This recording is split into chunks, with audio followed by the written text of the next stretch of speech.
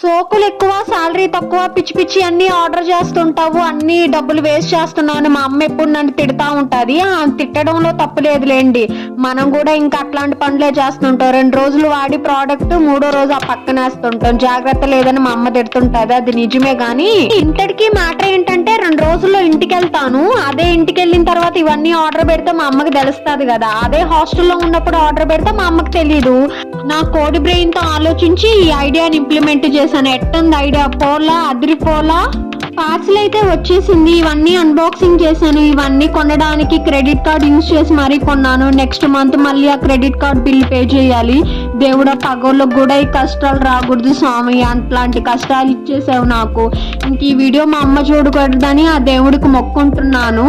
Background అంటే చాలా worst ఉంది. నేను ఉండేది హాస్టల్లో, మీకు తెలిసిందే, అడ్జస్ట్ చేసుకోండి. ఈ వీడియో నచ్చితే ప్లీజ్ సబ్స్క్రైబ్ చేసుకొని సపోర్ట్ చేయండి. బాయ్.